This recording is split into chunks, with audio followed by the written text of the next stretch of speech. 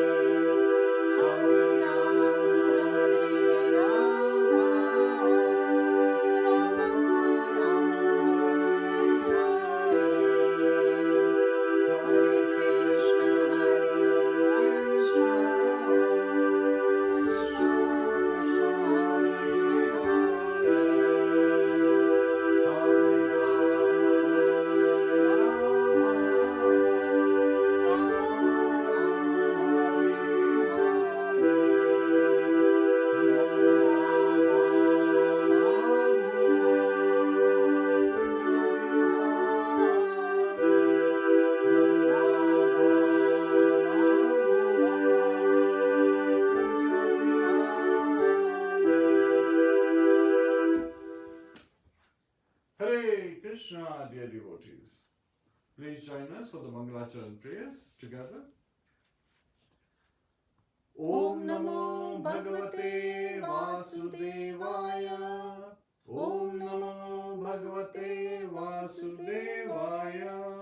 Om Namo Bhagavate Vasudevaya.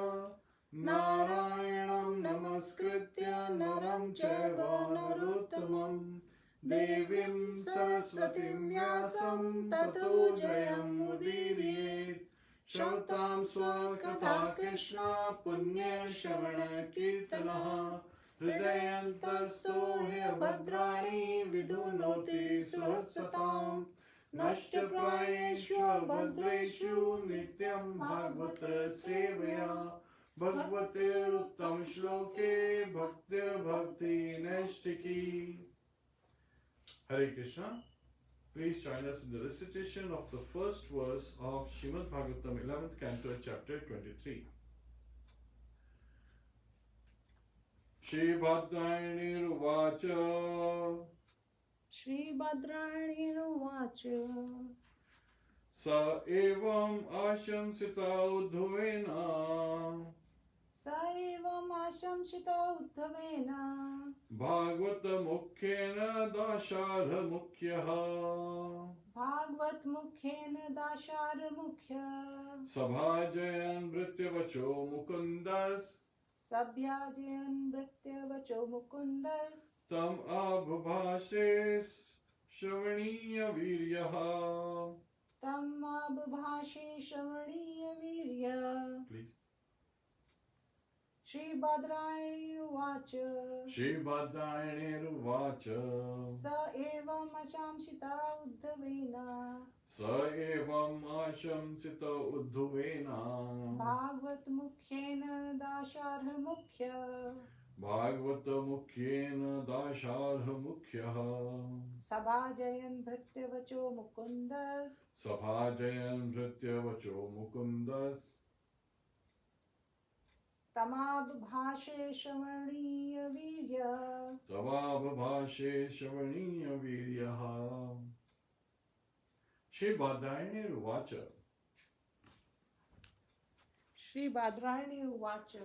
Shri Shukdev Goswami said, Shri Shukdev Goswami said, Saha, Saha, he, evam, evam, thus, ashamsitaha, ashamsita, respectfully requested, uddhavena, by Uddhava, Bhagavata, of the devotees, mukhyena, by the greatest, dasharha, of the dynasty of Dasharha, the Yadus, mukhyaha, the chief, sabhajayan, praising, Bhritya, of his servant, Vachaha, the words, Mukundaha, Lord Mukunda Kṛṣṇa, Tam, to him, Abhashe, began to speak, Shravaniya, most worthy of hearing about, Viryaha, whose omnipotency.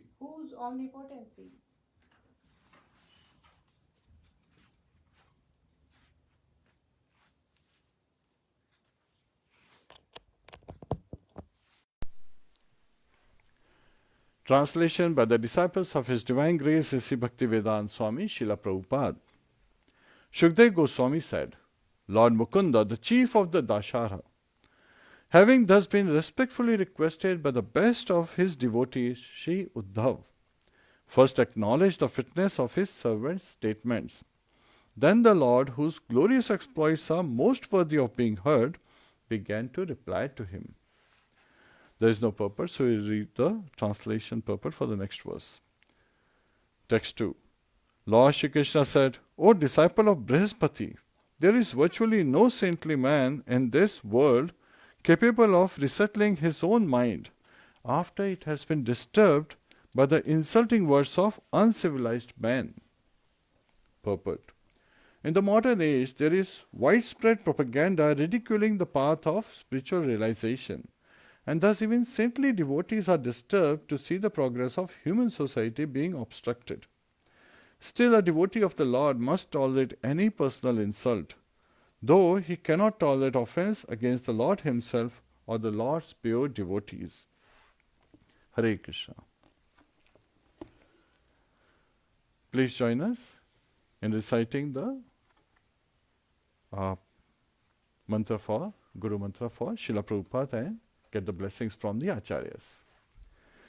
Namo Vishnu Padaya Krishna Pristhaya Bhutale Shrimate Bhakti Vedanta Swami Niti Namine Namaste Saraswate Deve Gauravani Pracharine Nirvishesha Shunyavadi Paschatya Deshatarine Om Ajnana Timirandasya Gyananjana Shalakaya Chakshurunmilitam Yena Tasmai Shri Guruve Namaha Mukham Karoti Vachalam Pangum Langhayate Girim Yat Kripa Tadham Vande Shri Gurum Dina Taranam Hare Krishna Krishna Krishna Hare Hare Hare Rama Rama Rama Hare Hare. Hare Krishna, dear devotees. So this chapter, the song of the Avantī Brāhmaṇa, is also known as Bhikshu Gita. And there have been some inquiries regarding, why are there different types of Gitas and what is their relevance. So again, we will discuss some of those. Before that, we would also like to discuss that today is also the appearance of Srila Haridas Thakur. He is also known as Namacharya, right? He is the Acharya of the holy name. So he teaches us how to chant the holy name. So that is the occasion today in the Western world. In the Eastern world, still that will be tomorrow. Eastern world half is still observing the appearance day of Srila Bhaktivinoda Thakur. So he is Srila Bhaktivinoda Thakur. He is also sometimes referred to as the seventh Sad Goswamis and the seventh Goswami. So Sad Goswamis were the six Goswamis in Vrindavan, right? Shri Rupa Sanatana Bhatta Raghunath, Shri Jiva Gopal Bhatta Dasa Raghunath Goswami. So they were there in, as disciples, as the followers of Chaitanya Mahaprabhu. And they,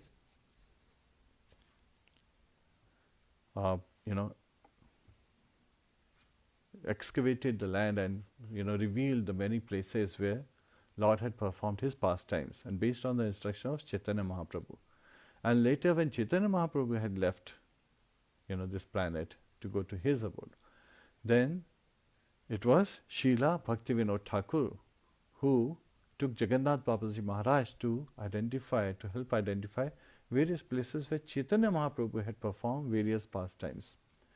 And one of those pastimes is where Chaitanya Mahaprabhu, after Srila Haridas Thakur, he left his body, he picked up the body of Haridas Thakur and he danced and he glorified Haridas Thakur in the association of devotees.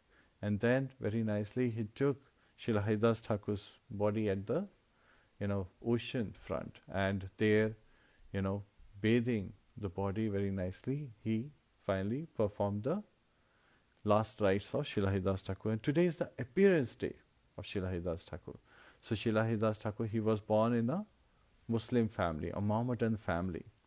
And he chanted the name of Kṛṣṇa from the very early age, and with such dedication, with such attention, that he was actually the Kaji, the Kaji at Navdvep. He had him beaten by the constables. So these constables were beating him in 22 marketplaces. And seeing that Haridas Thakur, who is a pure devotee of the Lord, Chaitanya Mahaprabhu had disposed his Sudarshan Chakra. So there is a very nice narration given where Sudarshan Chakra was sent to kill those constables who were beating Haridas Thakur, yet at the same time Sudarshan Chakra came back saying that I could not do this. And Chaitanya Mahaprabhu said, how could you not do this? That's my order. But he said, but Haridas Thakur was praying to save those constables because they were just carrying out the instructions given by their master. So how could I deny the request of a devotee? So later on Chaitanya Mahaprabhu reveals that because Haridas Thakur, he denied the request, Chaitanya Mahaprabhu had to cover his back. So Chaitanya Mahaprabhu himself provide the covering so that Haridas Thakur should not experience any pain. And he showed the marks of those hunters, the whips on his back. Chaitanya Mahaprabhu's back had the mark of the whips. He took. So this is Kṛṣṇa, how compassionate Kṛṣṇa is. So that is being shown. And how more compassionate than Kṛṣṇa is Radharani. Because Anta Kṛṣṇa Bahar Radha. So it is Radharani who is externally covering Lord Kṛṣṇa in the form of Chaitanya Mahaprabhu. So Radha Kṛṣṇa together are appearing in the form of Chaitanya Mahaprabhu, as we have covered in the many other early classes. So it was our eternal mother Radharani who was covering Chaitanya Mahaprabhu. Of course, Kṛṣṇa is inside, and was making sure that he does not feel the pain. And the constables were praying to Haridas Thakur that please, we are tired of beating you. They, were whipping him in 22 marketplaces. And later on, he, went into meditation. Srila Haridas Thakur went into meditation. So his external activities stopped. So at that time, thinking that he had died, they threw his body in Ganges. And later on at a ghat, his body, he regained his consciousness and he simply walked out. And he started dancing the holy name. So when asked that, how could you? So again, when Kaji had asked him, that why are you chanting this, mantra, and why are you? So his response was, how could I give up? Because the name does not give up on me. So again, I'm paraphrasing. He gave an elaborate response. So his response was that the name, Lord Krishna's and Radharani's name, the name does not give on him. So that is the ecstasy he was feeling when he was chanting the holy name. Hare Kṛṣṇa, Krishna Krishna, Hare Hare, Hare Ram, Ram Ram, Hare Hare. Every day Srila Haridas Thakur was chanting 300,000 names of Lord Shri Krishna. That is 192 rounds. 64 times 3 is 192 rounds of the holy name every day. So we today should pray to his lotus feet, Srila Haridas Thakur, the Namacharya, for his blessing, so that we get the, ecstasy that he was experiencing. We get the glimpse of the love of Godhead that he was experiencing. We are blessed so that we can chant eternally. And this secret had also been revealed by Chaitanya Mahaprabhu in Shikshashtika.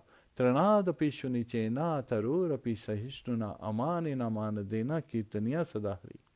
So one should think himself to be more humble than the grass on the street, more tolerant than the tree, ready to give all respects to others, but expecting no, respect from others. In this mood, one can chant eternally. And this was shown by Srila Haridas Thakur by his own example. He always considered himself very humble. He said, oh my dear Lord, Chaitanya Mahaprabhu would visit him, daily when he was in Jagannath Puri.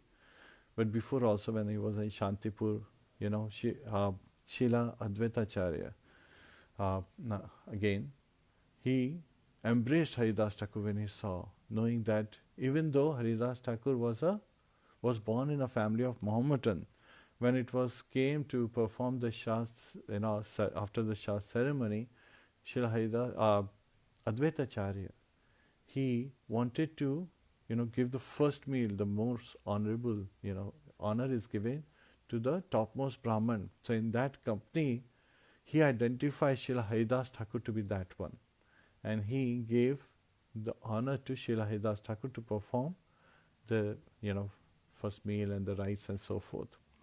So again, Srila Haridas Thakur was also going every town and village with Nityananda Prabhu to give the holy name. And he was actually many times was saying that it is very dangerous to be with Nityananda Prabhu, because Nityananda Prabhu would approach anyone and everyone.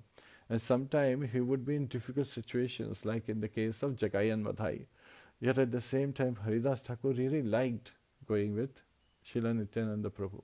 So again, Nityananda Prabhu is none other than Adi Guru, Lord Balaram, the Supreme Personality of Savita Godhead, while Lord Kṛṣṇa and Chaitanya Mahaprabhu, they are the Supreme Personality of Godhead. So there is a subtle difference, but both are Supreme Personality of Godhead. One is in the mood of, as enjoy, but Chaitanya Mahaprabhu appeared in the mood of Radharani as the topmost worshipper of Lord Krishna, topmost devotee of Lord Krishna. And Nityananda Prabhu is an expansion of Lord Balaram, who is teaching us how to take to devotional service. And Srila Namacharya Haridas Thakur is teaching us how to chant the holy name with the attention, with the dedication. And his humility and tolerance can be understood. Tolerance is easily visible, that he had, enough potency to destroy those constables in the Kaji, but he simply took shelter of the holy name. He did not want anyone to be harmed. And he accepted all the whips on his back. And also humility is shown by his example, where when he moved to Jagannath Puri, he did not enter the temple saying that I am born in a Mohammedan family, in a Muslim family, I am not qualified enough. So Lord Jagannath in the form of Chaitanya Mahaprabhu would visit him every day for 2 to 3 hours and bring Jagannath Prasad, the Mahaprasad, to Srila Haridas Thakur. And they would converse together. So magnanimous he was that when he, believing that yes, I am such a humble servant and that I am born in a Muslim family, I would not enter Jagannath temple, Lord Jagannath would visit him. And his Mahaprasad would be honored by Srila Haridas Thakur. So such are the glories of Srila Haridas Thakur. So we should today, pray to his lotus feet by calling out, to Shri Radha Krishna in the form of holy name, to receive the mercy and engage in devotional service. Hare Kṛṣṇa, Krishna Krishna, Hare Hare, Hare Rāma, Ram Ram, Hare Hare. Hare Krishna. So today's chapter, the song of Avantī Brāhmaṇa, this chapter is also known as Bhikshu Gita. So why there are different type of Gitas and why are they named differently? So Bhagavad Gita is a song of God, right? Because Lord Krishna sang it. And it was, where was it sang? It was sang on the battlefield. So that's why Bhagavad Gita, lasted for 45 minutes and approximately 45 minutes. Because it was on a battlefield where the conches had already been blown and the two armies were ready to fight. So at that particular time, when Arjun was bewildered, Lord Krishna wanted to reestablish Arjun in his position as a devotee and to reveal that knowledge, to develop, to rekindle that link, right, which was broken previously. Previously, this same knowledge was spoken by Lord Shri Krishna to Vivaswan, the sun god. And he had passed it to his son Manu, Vavasvata Manu, who had passed it to his son Ikshvaku. And so in this way, in disciplic succession, the knowledge was passed in, from kings, one king to another king to the saintly kings. But in the due course of time, that disciplic succession was broken. So Lord Krishna reveals this to Arjuna in the 4th chapter, that because this was broken, I am re-establishing it. So he revealed what? Yet at the same time, here in 11th canto of Srimad Bhagavatam, it has been revealed by Lord Shri Krishna to Uddhav. So we say in Srimad Bhagavatam 11th cantos, chapter 6 through 29, where Uddhav Gita is spoken. 30th is sometimes included by some folks, but basically it is about Lord, departing back to his Golok Vrindavan. So that is what is covered in the 30th chapter. So, but sometimes people, they cover it. And there are also sometimes a common mistake that happens. People get confused between Avadhut Brahman and Avantī Brāhmaṇa. Avadhut Brahman was Lord Dattatreya. So he is an expansion of Lord, a partial expansion of the Supreme Personality of Godhead, Lord Shri Krishna. And he talks about the 24 Gurus to Yadu Maharaj.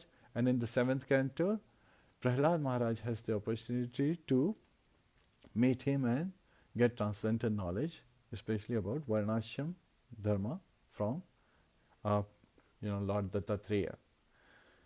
And Lord Dattatreya, who is he?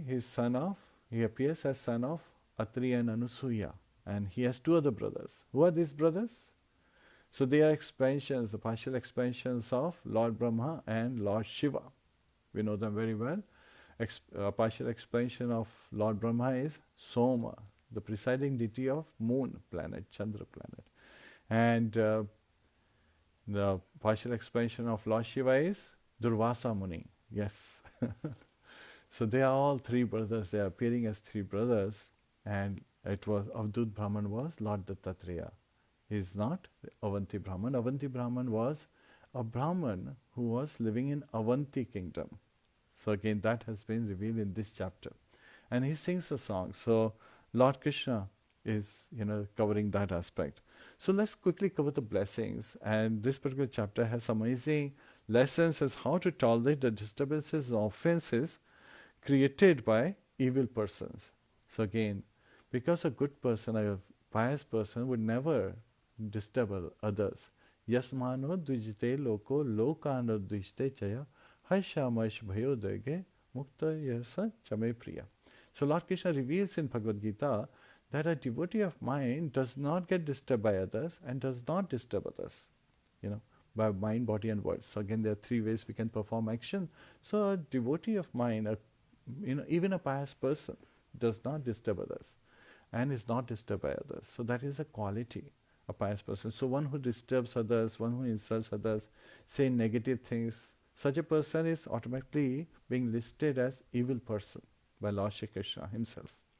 So we should be very careful that not even commit janaprad. That's why we keep identifying again and again that we should be very careful that everyone, is a living entity. Every living entity is actually an eternal servant of Lord Shri Kṛṣṇa. Jivera Sarupoya Kṛṣṇa Nityadas. So sometimes they could be in forgetfulness and they have their own path. We are no one to control their path. We can only present the knowledge as it is, just like Srila Prabhupada presented Bhagavad Gita as it is, as Lord Kṛṣṇa intended, for our benefit, so that we can take to this knowledge and continue to improve ourselves. We don't have to prove to others, but continue to improve ourselves. So it's more about introspections, more about understanding, and that is the focus of this chapter. So let's cover the blessing today. So anyone who listens or recites to others this song of the sannyasi, the saintly Brahman, sannyasi, which presents scientific knowledge of the absolute, and who thus meditates upon it with full attention, will never again be overwhelmed by the dualities of material happiness and distress. So if you have any kind of distress, then you will be relieved of that distress when you hear these pastimes, when you meditate on these pastimes. So again, please join us in this, study of Srimad Bhagavatam, 11th Canto, chapter 23, the song of the Avantī Brāhmaṇa. And just like, sometimes we get bewildered, right? There are 4 defects in this material age, in this conditioned life. And what are those 4 defects? They have been described in the Shastras. One who has propensity to be illusioned. So that is the case of this Avantī Brāhmaṇa. So he had the propensity to be illusioned. He got illusioned in the early times of his life. Then the second one is the propensity to cheat others. So that's the second propensity. And then propensity to make mistakes, humanism, right? And then last but not the least are that our senses are limited. So our senses, they need, they sometimes get bewildered. They sometimes make, they even think of rope as a snake, or sometimes they touch something and they, we feel scared, thinking that it's some kind of insect or bug or something. Or maybe it's a dangerous element, or and sometimes when even that is there, we are getting cut, our senses do not inform us in time.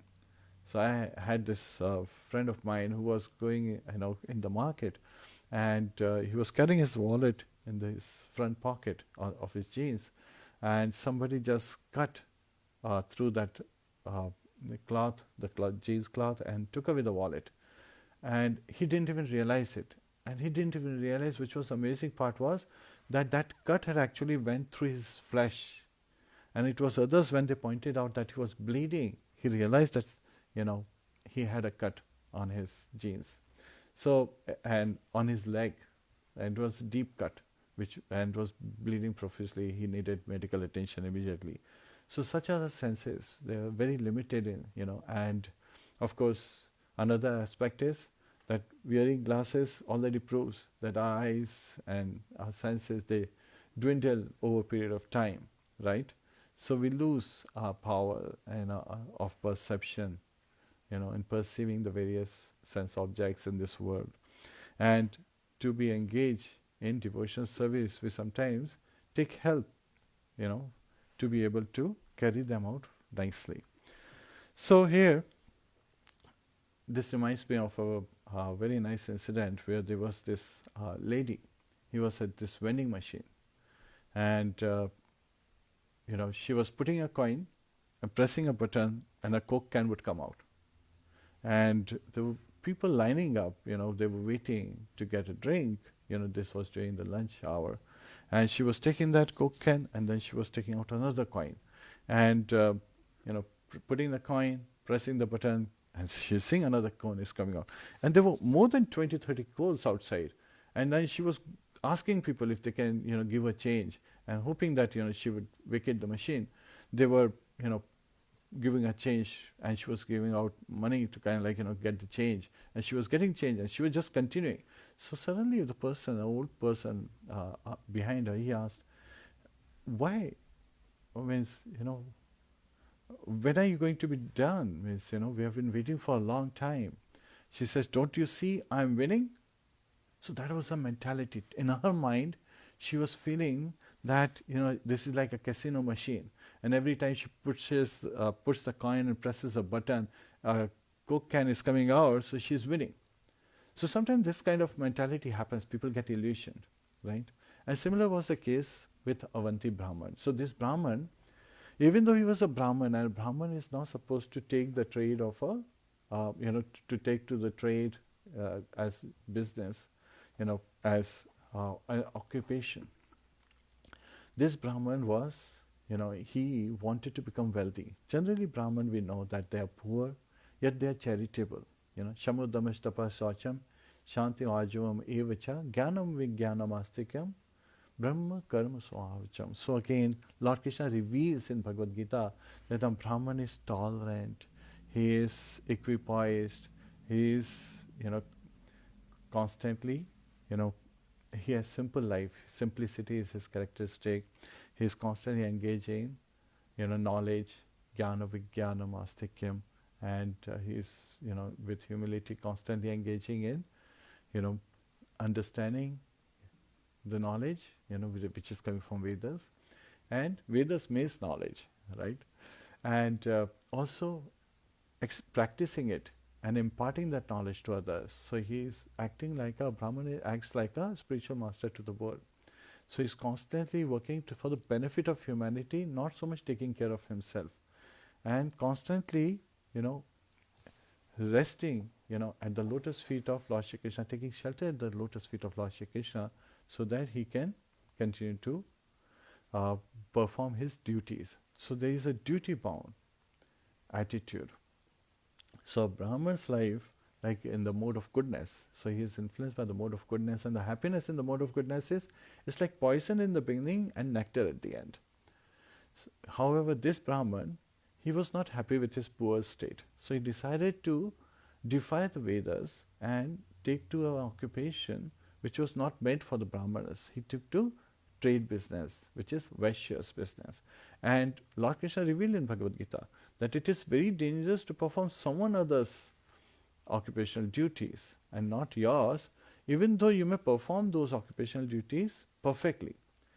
Now, this particular aspect sometimes is misunderstood when people are saying, wait a minute, if we are able to perform someone else's duty perfectly, why shouldn't we do that? Then they should understand what happened to this Avantī Brāhmaṇa. He had the capabilities to do it, but he did not have the mindset to cope with it, right? So his mind got delusioned. He was, as Brahmanas are generally poor, but at the same time, he was using his knowledge to acquire wealth. That became his focus. Just like we talked about this lady who was, pressing the button, putting a coin, pressing the button, getting a Coke and thinking that she's winning. He was thinking that he's winning, but that was not the purpose. That's not the purpose of this life, and especially with his nature, right? Chaturvarnam maya shishtam guna karma vibhagasha. So the four varnas are based on the guna and karma. So occupational duty should be engaged so that we build attraction to Lord Shri Krishna, towards Lord Shri Krishna, towards God, right? Dharma sanishchita pumsam vishvakshena kathasuya na utpadye yatiratim shrame vahi kevalam. So whatever occupational duty, dharma anushtita pumsat vishvakshena kathasuya. So whatever occupational duties one performs, if it does not develop one's attraction towards Lord Shri Krishna, then it is shrame vahi kevalam. It is useless labor. So it is very important to understand that that is the purpose of our occupational duties, that we do it as an offering to Lord Shri Krishna. Yat karoshi yadashnasi, yat juhoshi tadasiyat, yat tapasyasi contd tat kurishva madarpanam. So whatever you do, Lord Krishna is telling Arjuna, whatever you do, whatever you offer, whatever you give away, whatever activities you perform should be performed as an offering to me. And that's why Lord Krishna says, thinking of me, meditating on me, Arjuna, get up and fight. So this is the mindset that we should be performing our occupational duties, not to acquire wealth. Because this Brahman, he had the skill, but he did not have the mindset to be able to adjust himself like a Vaishya would adjust. So he was attracted towards wealth and he was using his knowledge, just like Jagai Mathai. They were actually Brahman, they were born in Brahman caste and they were learned. But they would open the Vedas, the scriptures, to find out which one is the most sinful act, and they would go and perform that sinful act, not realizing that it is going to cause them hellish condition after this life. They were actually taking pleasure in performing those sinful acts, and they were addicted to meat eating and intoxication and so forth. Yet at the same time, Nityananda Prabhu, he went and delivered these two personalities. It was the mercy of Adi Guru. So that's why it has been given again and again in the Shastras that we have to take shelter of a spiritual master. Tad vidhi pranipatena pariprashnena sevaya ubdeksyanti taj jnanam jnaninas tattvadarshina. Tad vidhi pranipatena. So as per the process, vidhi means process. Pranipatena pariprashnena sevaya. So we have to take shelter of a bona fide spiritual master who appears in Sampradaya, right? A bona fide Sampradaya, disciplic succession. Ubdeshyanti taj jnanam. So again, how we should not just serve but also humbly ask.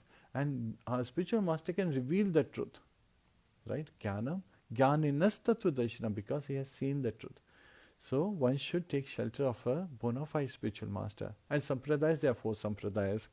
Brahma Sampradaya, and which is also known as Gaudiya Sampradaya, because in Brahma Sampradaya, Lord Chaitanya Mahaprabhu himself appeared 500 years back. And then we have Shri Sampradaya coming from Goddess Lakshmi. Then we have Kumar Sampradayas coming from the 4 sons, the Kumaras of, sons of Lord Brahma. And then we also have Rudra Sampradaya coming from Lord Shiva. Vaishnava Nam Yatha Shambhu, he is the topmost Vaishnava. So we very highly regard him as well. And here in Srimad Bhagavatam, all these personalities are glorified again and again. And Srila Prabhupada, when he was talking about Devashi Narada's pastime, when he visited Vyasadeva, where Vyasadeva was not fully satisfied even after having written down all the Vedas. So at that time, Devashi Narada, when he visited, Srila Prabhupada in his lecture expressed that it is so glorious that Devashi Narada appeared on the pages of Srimad Bhagavatam. So again, the great devotees being glorified here. And Lord Krishna himself is saying that this is a very auspicious pastime, where the story of a Avantī Brāhmaṇa. And in the previous chapter, why is Avantī Brāhmaṇa being discussed? And we are talking about Gitas. Why are there different kind of Gitas? Right? UDDHAVA Gita, why is it named after Uddhava, even though it was sung by Lord Shri Krishna? That is another aspect.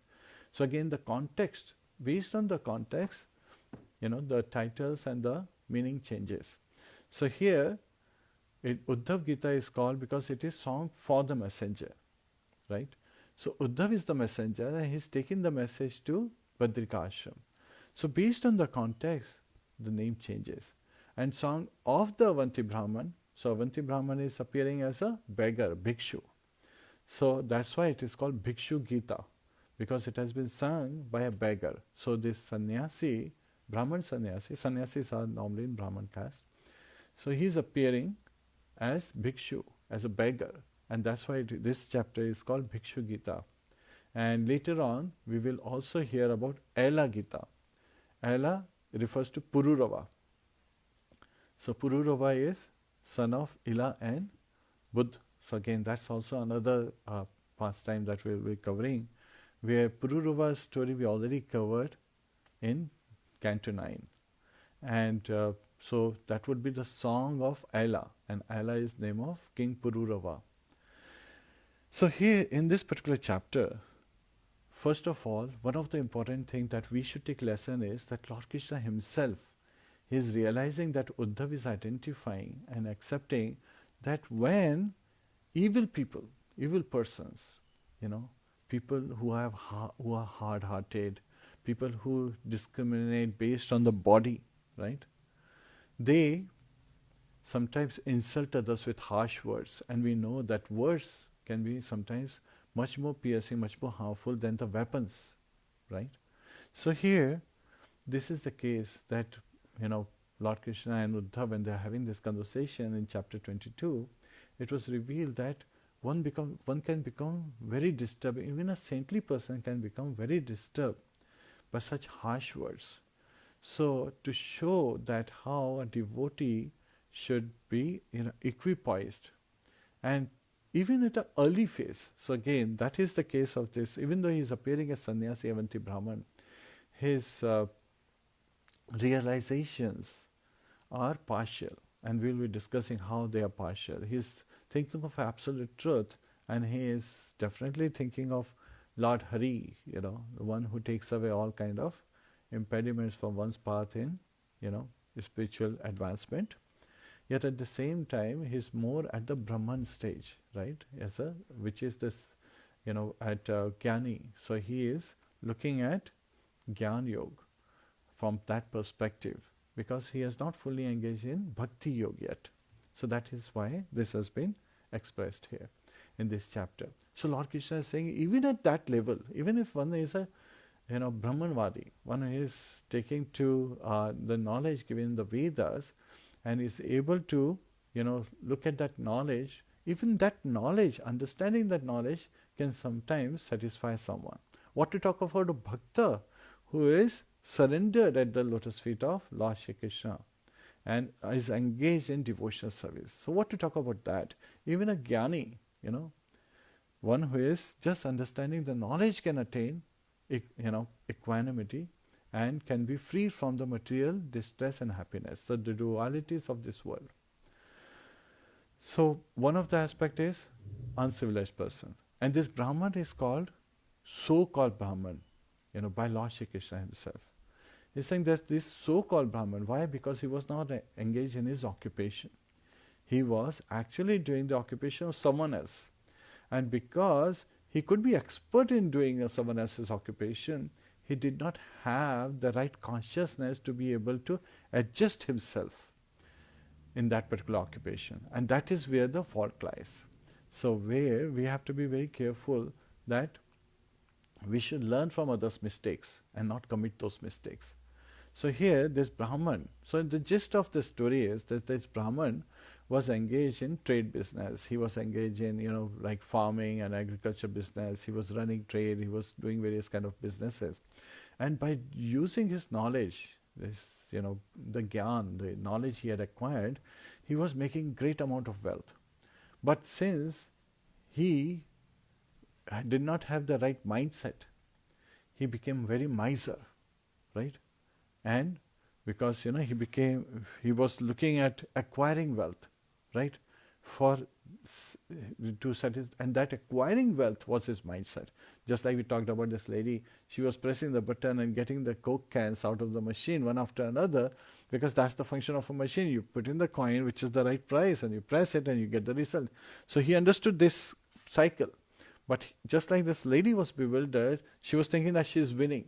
So this Brahman was thinking that every time he's carrying out, he's using his intelligence to make money, to gain wealth, and he was getting wealth, right? he was acquiring wealth. But just the greed happens on that particular process itself. Like we talked about the lady who was just, pressing the button, getting the Coke can. And she was thinking that this was the attractive process, the gambling process.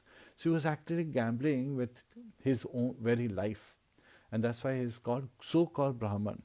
And he was so much focused on just making money, he would not touch that money. He would not even use it for religiosity, which is actually an occupational duty of a Brahman, for engaging in dharmic, and he was a family man, right? So dharma, artha, kam, moksha, so the four aspects that a grihastha would focus on, even though he was responsible for that, he would not carry out very nicely. He was just focused on making money. He was just focused on acquiring wealth. And he would not engage in religiosity and not even sense gratification. So he was so miserly that he would not even give any wealth for the basic needs to be met by his family members and his own body. So that is again another aspect. And Srila Sridhar Swami explain in his commentary writes that this Brahman, because he was constantly engaged in this manner, completely illusioned, and as if he was driven, crazy in making wealth, all the demigods, the presiding deities, the 5 presiding deities, of the 5 yagas, and all his senses, they became upset with him. So in due course of time, he lost all his money. So some of the money was, some of the relatives, they were able to squeeze out some of the wealth and belongings that they had acquired. So they took some money away. Some money was stolen by the thieves and the, people who cheat. So those thugs and others, so they stole some of his money. Some of his money just went by providence, just like fire. Sometimes house catches on fire. Sometimes there is, the ship that is bringing the trade, it sinks in the ocean, in the sea. So such kind of calamities and floods, they took away. So again, sometimes by providence, by the whims of providence, he lost, his wealth. Some of his wealth, and some of the wealth just went by the effect of time. And this effect of time can be said like the irregularities of rain. So if he was engaged in agriculture, there were untimely rain destroying his, the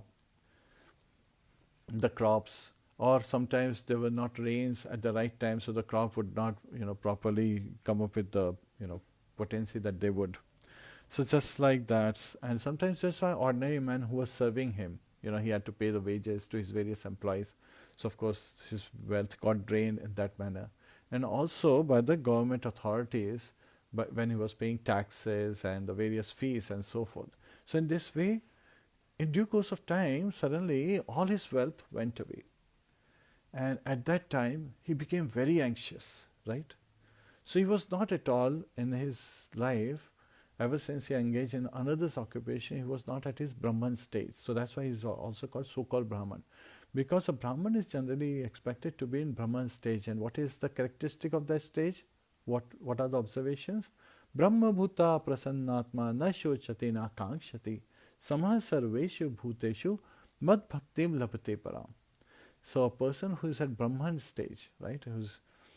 What is his thinking? Prasannatma, he is constantly rejoicing. This Brahman wasn't rejoicing. He was constantly against a chase. He was constantly anxious to make more money. Na shochati na kankshati. A person at Brahman stage does not lament about the past or does not aspire for the future. So a person in Brahman stage is constantly focused on the present moment. That's mindfulness. So person in Brahman stage is prasannatma, is constantly rejoicing and he is mindful of his present situation. Na shochati na kankshati. Samah sarveshu bhuteshu. He is equally disposed towards all living entities. Understanding that every living entity is an eternal servant of Lord Shri Kṛṣṇa. Jivera sarupoya Kṛṣṇa nityadas. So how can one be equally disposed towards all living entities? It doesn't mean just human beings. It includes all the beasts, aquatics, plants, trees and so forth. So that has also been revealed in Bhagavad Gita. Vidya vinaya sampanne brahmane gavi hastini shuni chaiva shopake cha pandita samadashina. So one who is a Pandit, one who is in knowledge, who knows what's what, he is Vidya Vinay Sampane. So he is properly endowed with the knowledge and with the proper attitude, right? The equipoised attitude. Brahmanic Avesam. So again he looks at a Brahman. Gavi Hastini. He looks at a cow and he sees with equal vision a Brahman, a cow, elephant, a dog, and a dog eater. Shuni Cheva Shopakecha. Samadarshina, realizing that in the heart of all living entities, Lord Kṛṣṇa, the Supreme Personality of Godhead, he resides. He has expanded as Paramatma, as Super Soul, and he resides in everyone's heart. And all these living entities are eternal summit of Lord Shri Kṛṣṇa. Yet at the same time being conditioned. So again, that is the conditioning of the body. So even though the living entity is in the body of a Brahman, would behave like a Brahman. In the body of a dog would behave like a dog, because that's the influence of material energy. A dog cannot behave like a Brahman, right? Does not have the consciousness of a Brahman, does not have a consciousness of a human being, what to talk about a Brahman. And similarly, the consciousness of a cow would be very different than the consciousness of a elephant. So again, because of the conditioning, we have received different bodies. That's why Acharyas say that, okay, we are talking about in the 5th canto, last chapter, the different kind of hells. Yet at the same time, there are 28 hellish planets with Patal and below. Yet at the same time, there are 8.4 million types of hells, because in different kind of bodies, how many type of bodies we see in this universe? 8.4 million types of material bodies. And all these bodies have related, they are like hellish conditions, so that we have to go through. Janma Mrityu Jara Vyadhi Dukkha Doshanudarshanam. And the miseries are constantly coming in the form of birth, death, old age and disease. And they are in 3 categories. What are the 3 categories? Adi Devik, Adi Bhautik and Adhyatmik. Adi Devik is coming from natural disturbances, right? Like floods, tsunamis and so forth. You could say COVID-19 as well, pandemic. Then Adhyatmik is coming from one's own mind. So this is where the snowball effect, this is the most dangerous one. Adi Devik is not so dangerous. It is just showing us that such and such calamities are coming. But it is the mind that is imposing the image of that calamity in to us, presenting it to us and making it so grievous, making it so fearful. And then Adi Bhautik is coming from other living entities. Yet at the same time, a saintly person stay equipoised in all these 3 situations. And that is what Lord Kṛṣṇa is revealing in this chapter, that he is telling about these Brahmans who was able to stay equipoised, who was able to stay stable, even though, he went through many kind of hardships. So sometimes people say, oh, he lost all things, that is hardship. No, that was just a set of realities that was happening. What happening was the real calamities that was really coming to him was created by his own mind. He was constantly anxious when he was losing all this money, and he was, grieving. He was in pain for having lost the money. He was not, not yet, people have not tormented his body or anything. It was his mind, Adhyatmik. That was causing the snowball effect. And however, just like, just like a tree in Akal time, right? In famine times, sometimes a tree is completely, all the leaves fall off and its growth stops. However, Srila Siddha Swami reveals that his one twig, which was, he had this pious aspiration that he would get liberation, right? Dharma, Artha, Kama, Moksha. So the 4th one. So he had this, he was aspiring that finally he would get some liberation from this material world.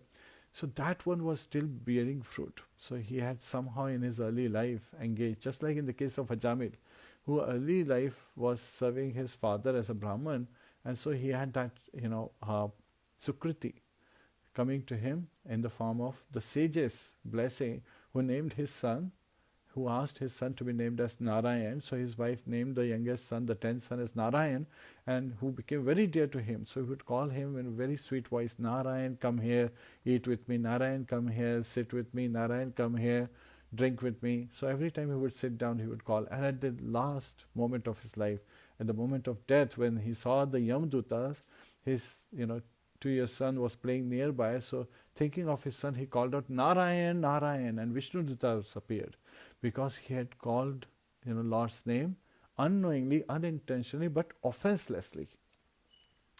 So such are the potencies of Lord's holy name. So again, he was able to not suffer hellish condition. But this Brahman, Avantī Brāhmaṇa, when he lost all his wealth, which he was not enjoying anyway, he was not really using it for religiosity, he was not using it for sense gratification, he was not giving it to his family members who had become inimical towards him. They stopped respecting him, they would rebuke him and call him different names. So he became more and more anxious when he lost all this wealth. He was not hurt by the words of his family members when they were, calling him and, mistreating him when he had wealth. It was when the loss of wealth happened, then he started feeling tormented. Then he started feeling the real pain, because his focus was, misdirected. His focus was so materially oriented, not even for sense gratification, but to acquire wealth, huge amount of wealth, which he would not like to even use. So that was his mindset. Such was his poor state. So that's when, because he had this aspiration that finally he will get some liberation, Srila Sridhar Swami reveals that he was able to overcome this grief, and suddenly he had this feeling of detachment from everything. He had this feeling of renouncing everything.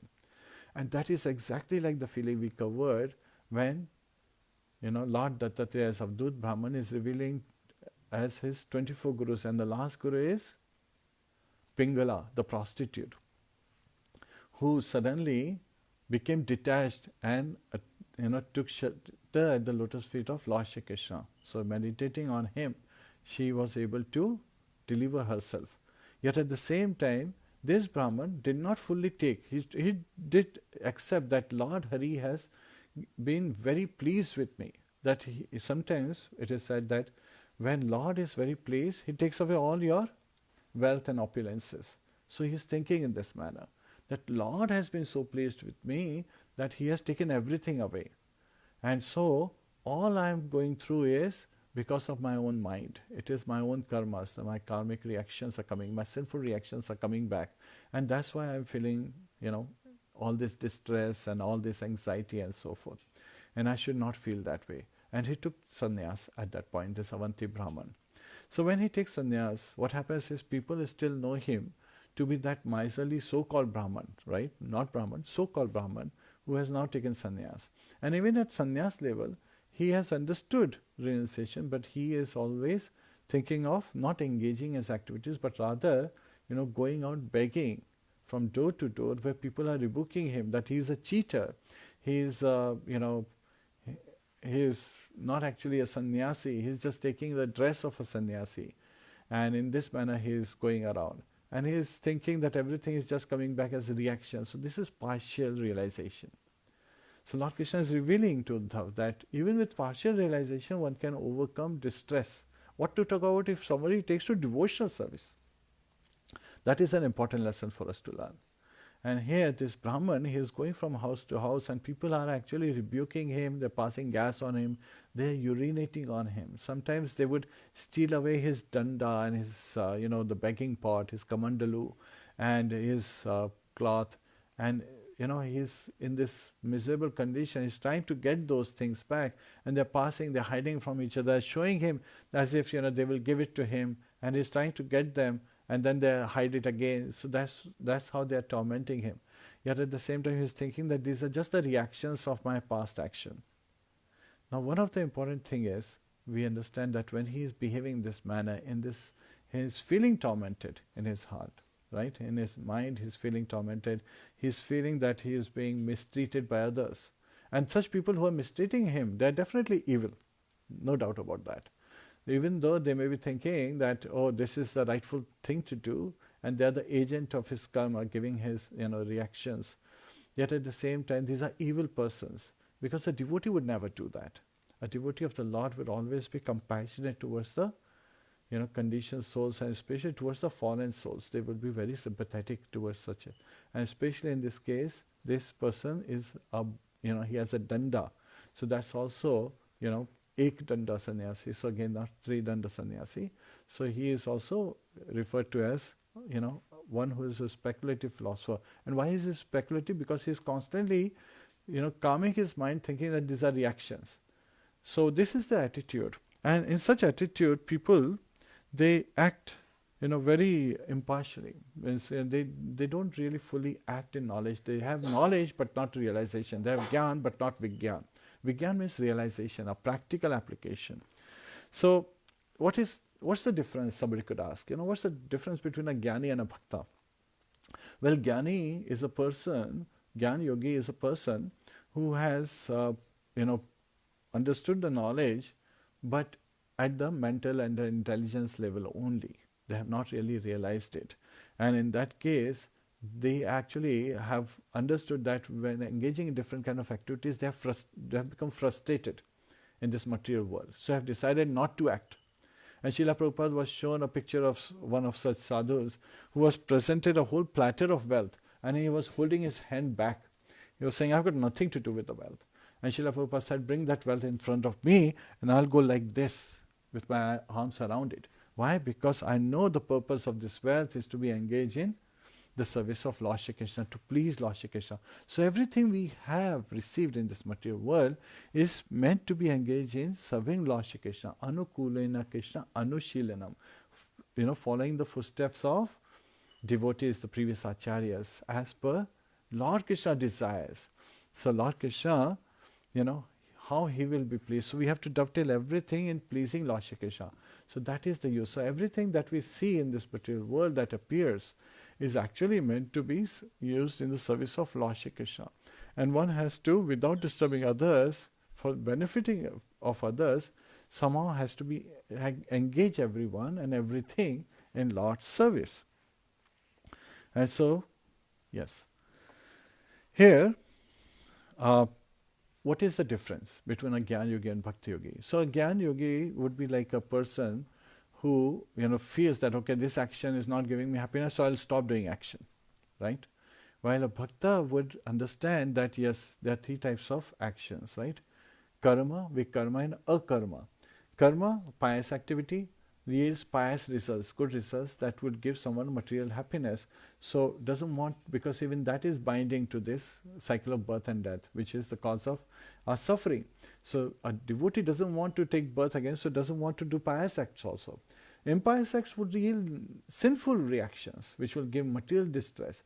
Doesn't want to engage in that also, because that distress would cause disturbance in devotional service. And akarma, the third kind of activity, is devotional service. So devotional service is beyond, even higher, it is Shuddha Sattva. It is transcendental to the three modes of material nature at the spiritual platform.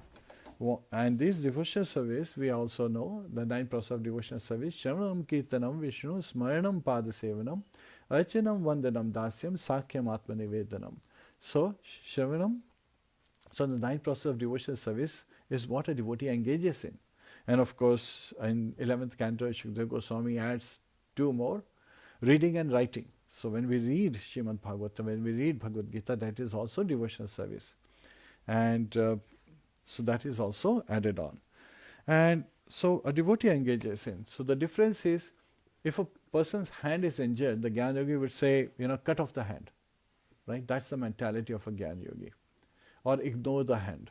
While in the case of Bhakta, the mindset would be, how do I cure my hand so that my hand can be engaged in devotional service? If there is some trouble coming, in engagement or going to a place to do an activity to please Lord Shri Kṛṣṇa, Jnana Yogi would say, it is troublesome, so I am not going to do it. While a devotee would say, I would take this path and I'll be very careful I'll take this little trouble in traveling to this place because it will please Lord Shri Kṛṣṇa. Just like Uddhav, he has been asked not to go back home with Lord Shri Kṛṣṇa, but he has been asked to go to Badrika Ashram to give this message that appears as Uddhav Gita to Nar Narayan Rishi. That's why it is messenger, given messengers, Uddhav Gita. That's why it is focusing on Uddhav's name because he is the messenger. So this is the song that is for the messenger who's carrying it to Badrika Ashram. So from that perspective, this has been named as Uddhav Gita. And if someone's eye is defective, right? If somebody has a cataract or has, bad eyesight, deteriorating eyesight, then a Jnani would say, okay, stop seeing, or even pluck out the eyes if they are infected. While in the case of a Bhakta would say, let me cure my eyes so that I can see properly. Param Dishtva Nivartati. So I can have a higher vision. Srila Prabhupada, translated this, again based on the context. That's why he said higher taste. So higher taste is with respect to tongue, right? Because tongue is the strongest of the 5 knowledge acquiring senses and the working senses. It likes to speak, so as a working sense. It likes to taste palatable things as knowledge acquiring sense. So that's how one should be. Again, Srila Prabhupada translated it as higher taste. Param Dishtva. Dishtva actually means vision. But from that perspective, we should also understand that a devotee would like to take proper medication, proper eye drops and so forth, proper even operation to cure the eyes so he can see this beautiful form of Shri Shri Radha Madan Mohan. Wear the glasses so he can read wonderful scriptures, the bona fide scriptures like Srimad Bhagavatam. And Srimad Bhagavatam is not different from Kṛṣṇa. There are 5 devotional service processes where the 5 services of 64 that Rupa Goswami describes in Bhakti Rasamrita Sindhu, which can even give, even a neophyte, someone who's new to Krishna consciousness can experience the love of Godhead. And what are these 5? Reading Srimad Bhagavatam, worshipping deity, right? Archana Vigraha form, reciting at a dham, chanting of the holy name, Hare Kṛṣṇa, Hare Kṛṣṇa, Kṛṣṇa Kṛṣṇa, Hare Hare, Hare Ram, Ram Ram, Hare Hare. And the last one, the 5th one is, last but not the least, devotee association, Sadhu Sangha. So, Sadhu Sangha, Sarva Shastragaya, Love Master Sadhu Sangha, Sarva Siddhihaya. So again, we can acquire everything just in the association of devotees. Just having association of devotees, one can experience the love of Godhead. And when you have Srimad Bhagavatam at your home, and you are reading it, Lord Krishna says, one who reads Bhagavad Gita, he's saying, is worshipping my intelligence. So what to talk about Srimad Bhagavatam, who's not different from Lord Shri Krishna, not just his song, is the very form of Lord Shri Krishna. So again, he appears in 3 forms in this Kali age, in his Nam Rupa, as Srimad Bhagavatam, and his deity form. So those are the essences. So here in this particular chapter, we hear as like how this Brahman who had become sannyasi was constantly being tormented, and sometimes he was put in shackles, he was chained by some such evil persons, impious people. And they would keep him chained like a pet. He was mistreated, but he was always thinking that this is reaction of my past sins. While the true mindset should have been, how do I engage in the loving devotional service of Lord Shri Krishna? And he was singing this song that it is only my mind which is the cause of all my miseries. And this song is very similar to what later on we hear in Aila Gita.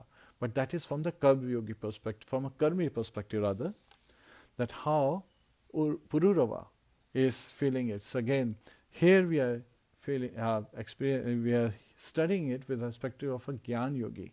That when a Gyan Yogi, because of his speculative knowledge and as a speculative philosopher, engages in sannyas ashram, takes to sannyas ashram, his approach is partial, yet at the same time his shelter may be full. Just like this Brahman, he was thinking that it was the blessing of Lord Hare that he had taken everything away.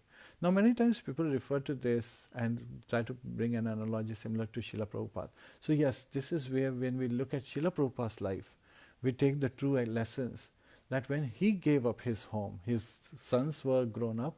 So when he gave up his home, it was very rightly done as per the Shastras, because he saw that his Grihastha ashram is the place where he would not be able to advance spiritually. And he went to Vrindavan. For 25 years he lived in Vrindavan and serving at Radha Damodar temple. So he was engaged in devotional service, much higher platform, the platform of a bhakta. How can I please Lord Shri Krishna? Always praying to the Sad Goswamis, praying, to at the kutir.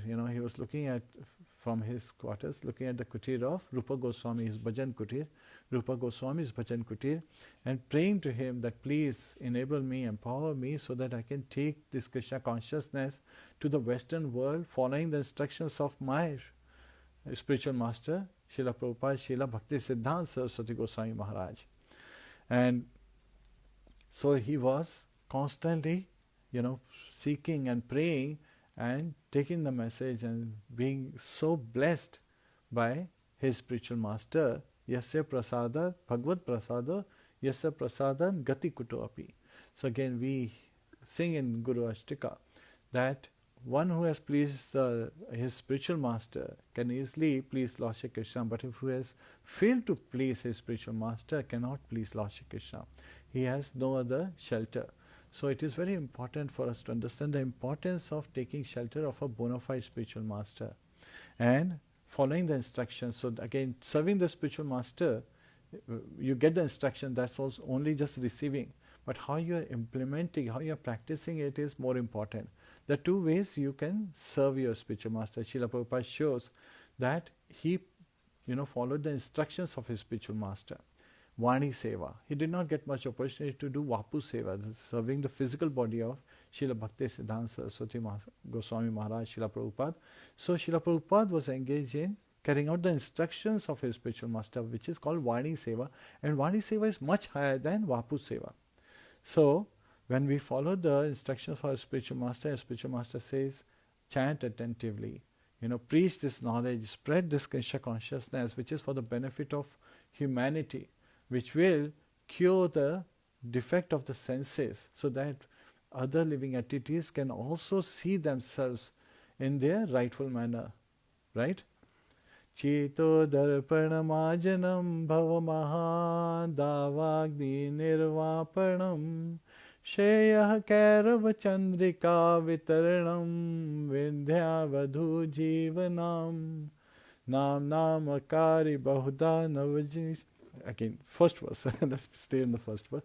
So again, in Shiksha Ashtika, Chaitanya Mahaprabhu is saying, Shri Kṛṣṇa param vijayate, Shri Kṛṣṇa sankirtanam.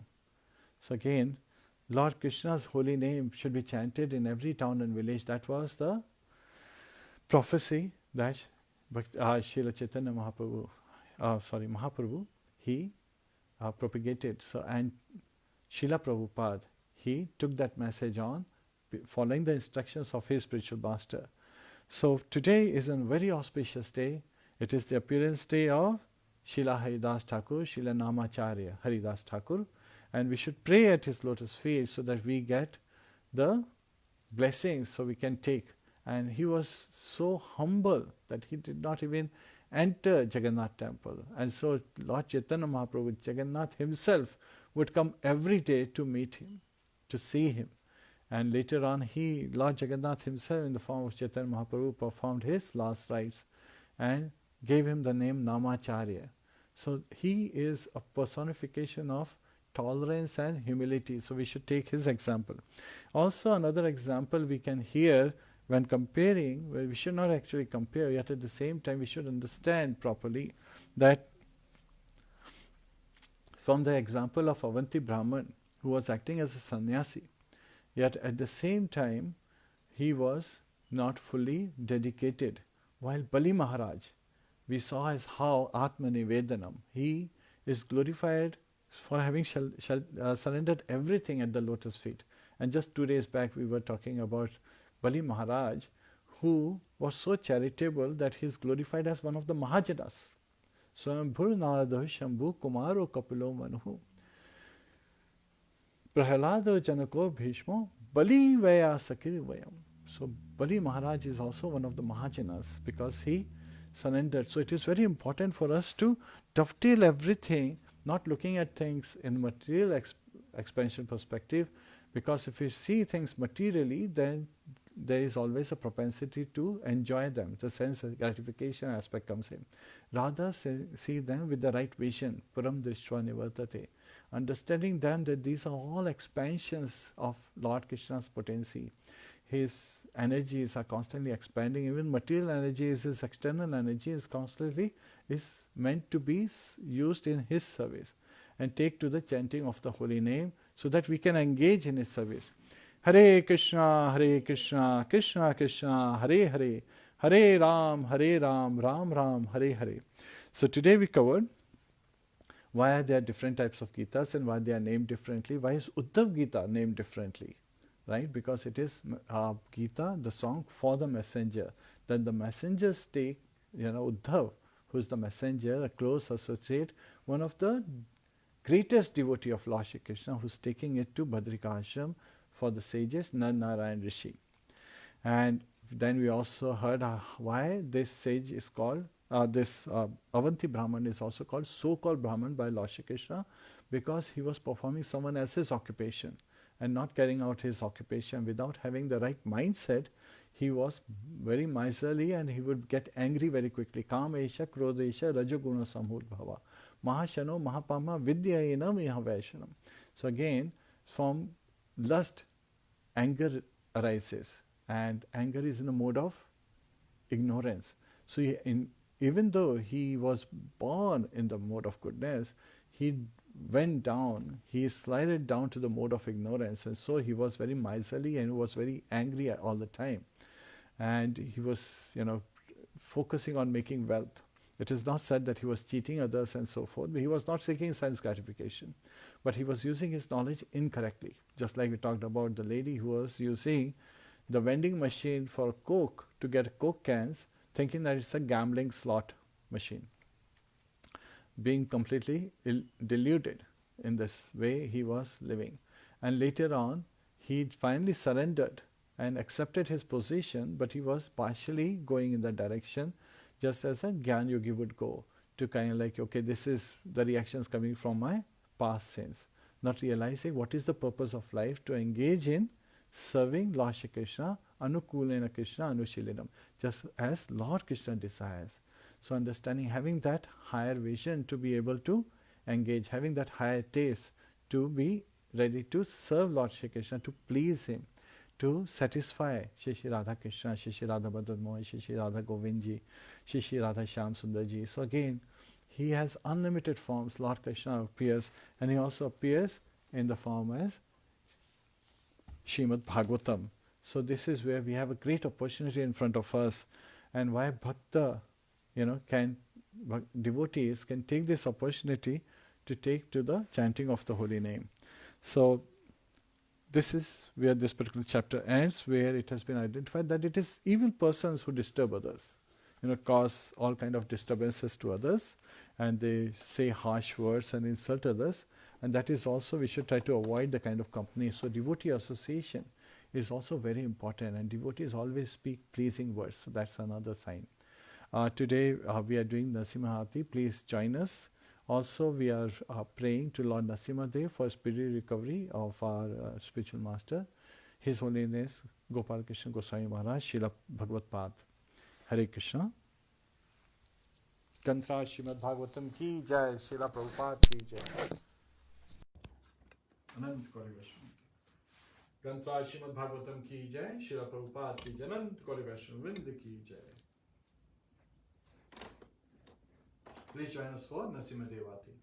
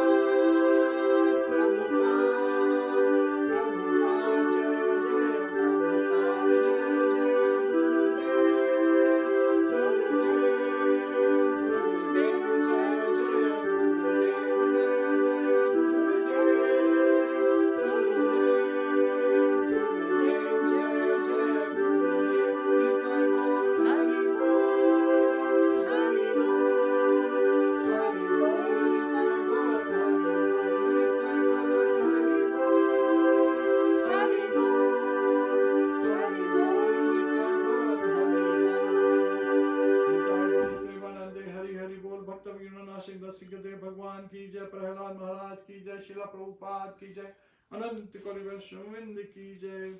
Hare Krishna. Hare Krishna.